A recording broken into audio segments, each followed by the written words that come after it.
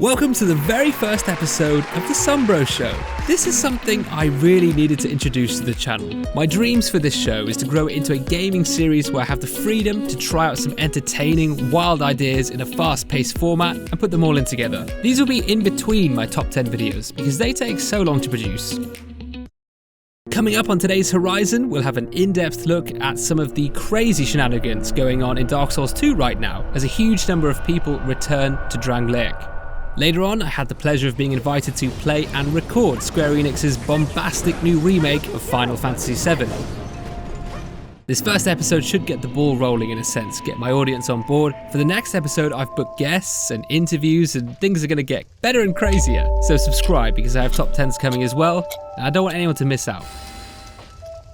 If you haven't been hiding under a rock, you will know that it's a very special anniversary for the Souls community. It's been exactly 6 years since the release of Dark Souls 2. As with every anniversary, floods of people return to the game around this time to repopulate the servers. It's just something we like to do. So as the sun rises once again on Drangleic, I made a couple of new characters to join in the mayhem and see what kind of nonsense I can get up to. If you're not familiar with the second Souls title, Bandai Namco released an updated separate version a year later called Scholar of the First Sin, which mixed things up in a big way. And as I restarted, I found out this community has made full use of these changes, because you guys are outrageous in the best way. Leaving things betwixt, there's an invisible barrier separating online play. As soon as you leave, the player interactions begin. And what has the community decided to do? Oh my god! They've covered the ground in terrifying bloodstains. They're absolutely everywhere. This is going to confuse and scare the pants off any new players trying out this game for the first time. It's pretty funny. The tutorial area itself is 10 times scarier, with a black phantom invading your business if you light too many torches. Of course, the almighty pursuer himself shows up if you try and change gender. Don't ask.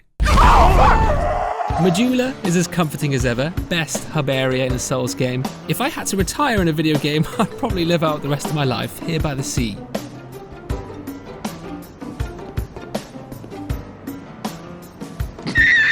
You can admire the game's ever-rising death count, furiously skip through the Emerald Herald's dialogue, bearer, seek, less, and pray to God the Majula pigs don't hear you doing all this.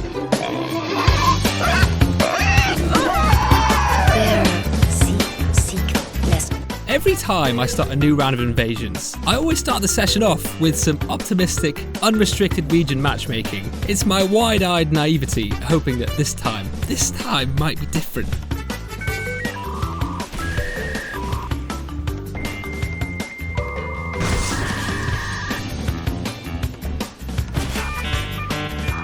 It never is, boys. There's just too many people living on the moon these days. So, back to restricted. Found a guy called Akira, who was very unfortunately AFK, so of course I had to slap him back to Narnia. Next invasion decided to be a sneaky, cheeky barrel lying in wait for a group of co-opers, but turns out people don't really fall for that anymore.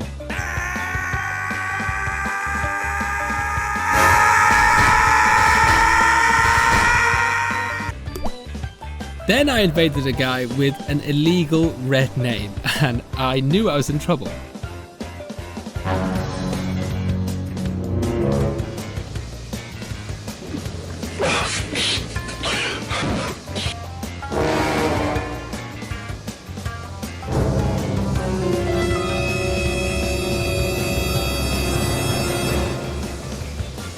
I really thought he was going to make the universe explode at any second.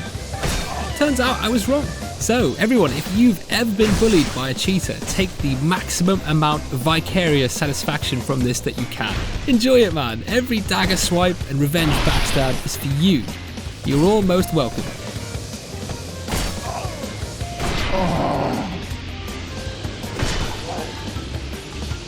I have something to admit though. I was way too curious as to what this guy was up to, so I did wait for him to return. Was I about to have all my save files corrupted, my bank details stolen, and the FBI swap my house? Let's find out.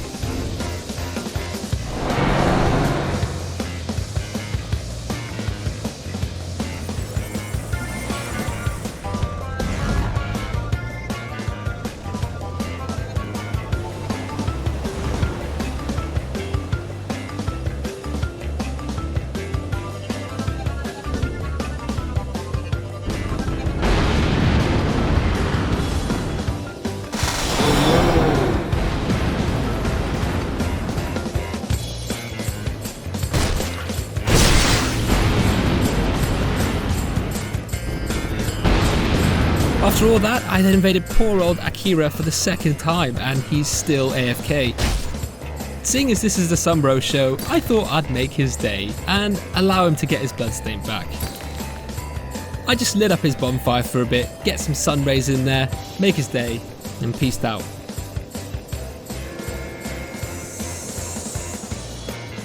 Before we transition into the next segment, I have an opportunity for anyone who's returned to Dark Souls 2 and is swearing violently every time this message pops up on screen along with the rest of us, then come on over to the Blue Cathedral Arena. Join the Blue Sentinel Covenant and try out the Blue Arena Duels. Unofficial official event will be this weekend, 13th to the 15th March. By the way, I know the arena matchmaking is questionable, but if you look into it, the matchmaking should work way better when there's more people. Join the Discord channel to get involved, links below.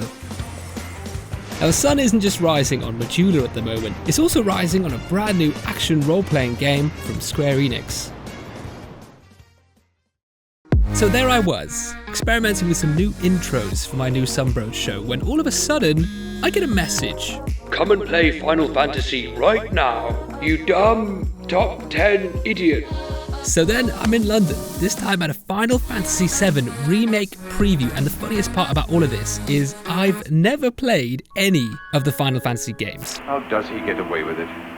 Firstly, I researched this game before I arrived. This is the official trailer. It looks good, quite stylized. I can tell it's an action role-playing game. Secondly, I thought I might as well check what the original game looked like, seeing as this is a remake after all. This is the OG game. Am I the only one who wasn't thinking about this? The OG game is over 22 years old. This must be nostalgic as hell for people who actually played this at the time. Ladies and gentlemen, Final Fantasy VII Remake. This is the difference from the start of my play session to the end. You can see it's very slow. I realise there are 2 attack modes, so I'm switching to the Punisher one. That's that. Not bad. They have a turn-based slow motion system, except it's not turn-based. Look, the game hasn't paused, it just slows down, so there's a continuous flow of combat. But at the start, I was so slow at choosing what option to pick. You didn't hear this from me, but word on the street say you can just assign these attacks to hotkeys if you want as well. Fast forward to the end of my session, I'm kicking ass, snapping necks, cashing checks. I'm swapping between team members, filling up these ATB bars with my normal attacks, which is what I need to charge up in order to use my spells and my really powerful attacks. Don't overdo it. And by the way, at one point, I was literally summoning gigantic demons from hell to be my friend.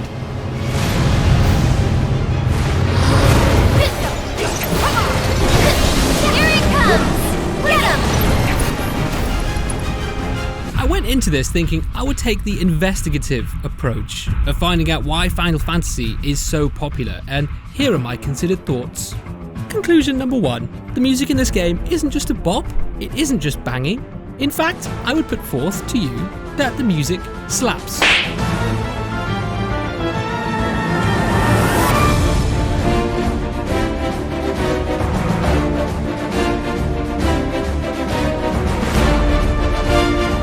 What you're listening to right now is a theme that played during the first bombing mission. The music changes tempo and pace to match with the action, and then that helps to connect each gameplay sequence together smoothly, which makes sense. Speaking of the action, conclusion number 2 is the sections I played were really like playing an action movie, although it could just be the music making me feel that way. Have fun. It's a cutscene focused game, but also a lot of cinematic sequences where you're fully in control.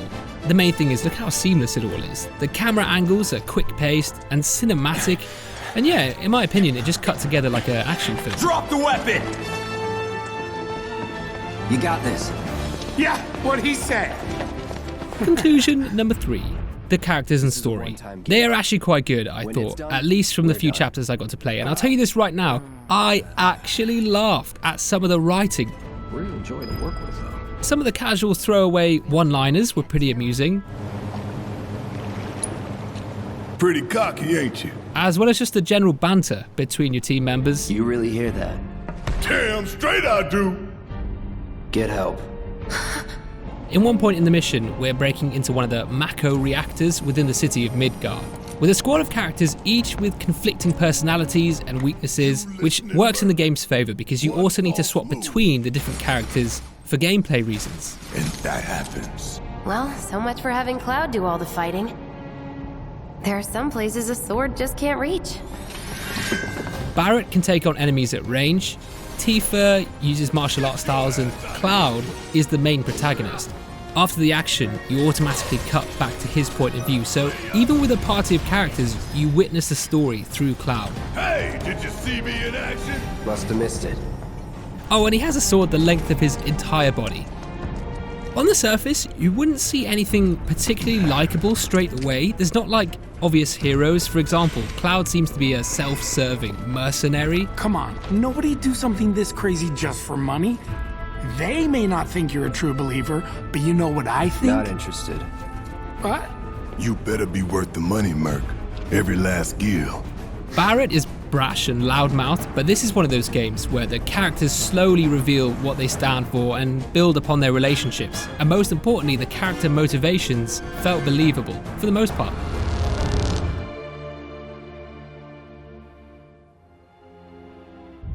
Are you ignoring me?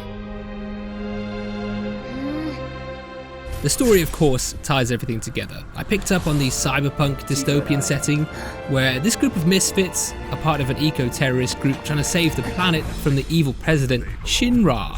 Which sounds simple enough, but my overall impression was that the world had history, it seemed alive, there's political conflicts and interesting villains that were working well with the narrative, but I didn't play enough to go into any true detail. Sole purpose is to drain the planet dry. While you sleep, while you eat, while you shit. All in all, I had a great time with what I previewed, and that's with no nostalgia at all clouding my view. This seemed to me to be a solid title for 2020.